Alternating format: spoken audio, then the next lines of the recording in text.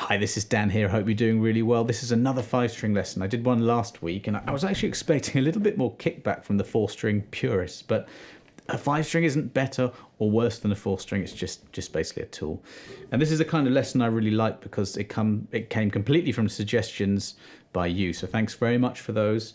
And it reminded me of a few things that I forgot to mention in that video. Now, I'm going to talk a bit about this amazing bass that I've got here towards the end of the lesson, so stick around for that. The first one is key changes. So we've got Ain't Nobody is a really good one to explain this, but the number of times I've been in a band situation, usually sort of corporate functional society gigs as they're called in America, and you've just got musicians, really good ones, cobbled together, but just before a song on stage, no one's played together before, and the singer just says, oh, this song I do that down a tone, and you sort of get into panic mode. But a 5-string makes things a lot easier. I've seen keyboard players press their transpose button and then forget to press it back again for the next song. We don't have that problem. But look, we've got Ain't Nobody. This is a good example. Now, first things first, that's an E flat minor. So to play that on a 5-string is really, really useful. So 4th fret of the B string.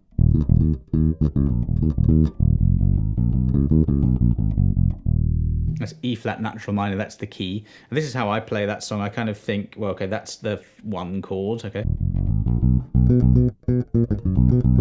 It's patterns, okay? And if the singer did say, I'll do that down a half step, let's say in D, all you do is just move the pattern down.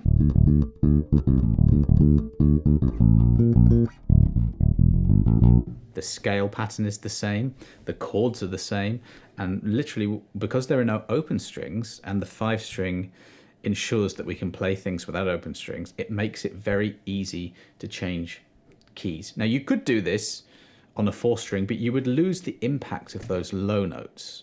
So that's a really good example. Another one which isn't such a good example, but one that just springs to mind now, Lovely Day.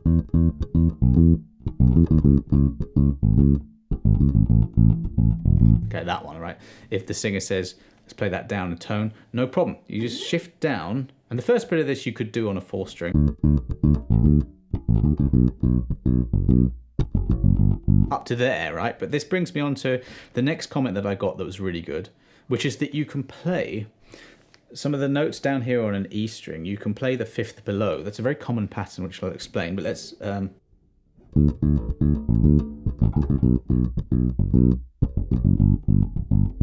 So that G there, I can get the 5th below it, which is the D. So if I'm on G, a 5th is when you go 2 across, 1 string down. And that's a very common bass pattern. You can play a power chord with it. But it's also very common to play the G, and the same fret on the next string lower is a 5th lower. A really good song actually to remember that interval is Can You Feel It? By the Jacksons, okay? And now, any of these notes down here, you know, even an E string, you can play the B string and that's the 5th below. The next excellent point is that you can play familiar patterns higher up the neck. So for example, take an F major scale. So you have open strings, and you should know scales that require open strings. But let's say you've learnt this pattern. You can just play an F on the B string. And hey presto, you've got a really familiar pattern that you can just move to that 5th string and just play without having to learn anything new. Like, is an F major 7 arpeggio?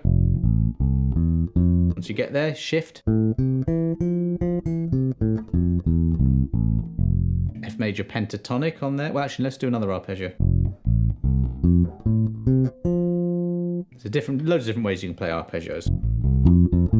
You kind of got like 3 strings here, the B, the E, and the A, and then 3 strings here, the A, the D, and the G, and that allows you to play these really familiar patterns in that little 3-string zone and that little 3-string zone. That's an excellent thing that you can do on a 5-string. And the last comment I got was the fact that you can stay in position a bit more. So position playing on the bass is to do with having your 1 finger per fret technique. So if you're on the 1st fret, you're said to be in 1st position when your fingers line up like this, okay?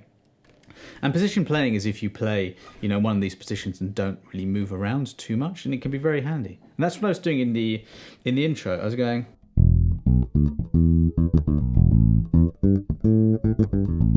I was staying in one position and just doing a 2-5-1. So this is, that's a D major scale, okay? So the 2 is E minor 7. Well, I can play that. If I had 4 strings, I wouldn't have this 5th string to then just play it on the same fret on the B string. That's my 2 chord. I'm just doing root 5 flat 7 octave.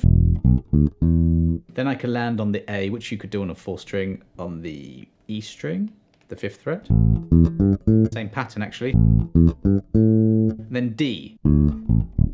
And if I'm in the key of D, I've got that low D, which is a nice handy thing to do. So let me just reiterate the point that I'm not saying that this is better than a 4-string. You know, it's just something that this particular tool can do that you couldn't do on a 4-string. And I, for one, along with my fantastic subscriber / commenters, I've had a lot of joy from this, especially in the moment on gigs. It's got me out of trouble. Right, let me end this video by talking about this bass. This is a Zoot Funkmeister made by Mike Walsh in Essex, and he handmade, custom built. He's really old school. He kind of like does what Leo Fender used to do, which is get the neck, knock the wood a bit, and just, if it's a 5th away from the body, you know, marries the neck and the body up really well. He actually made Square Pusher's bass. So if you don't know Square Pusher, check him out. He's incredible. And if you don't know Mike Walsh, check him out too. But this is a 34.5-inch scale. So that just extra ½ inch gives a really tight, non-flappy B string. I've never ever played one of those Dingwalls or fan fret instruments which has got an even longer B string, but I bet you those sound absolutely amazing as well. So if you're thinking about a 5-string and you're worried about the sound of that B string, because a lot of people are not satisfied with that, a 34.5 tightens it up a bit. Although my 34-inch scale Stingray, which I'm looking for, it's over there, that has a really good B string anyway. So I would play a bass to make sure that you find one that sounds good. But I had this custom made. The neck is really slim. It's quite wide. The string spacing's wider than my Stingray, so it's much better for slapping. It's got a really cool Knoll preamp. There's no difference between the passive and the active. I've set everything pretty flat, but sometimes you've got a big jump between the two. So I wanted that. Aguilar pickups, an original badass bridge, and yeah, really, really happy with this bass. It's sort of more of a modern tone than my Stingray.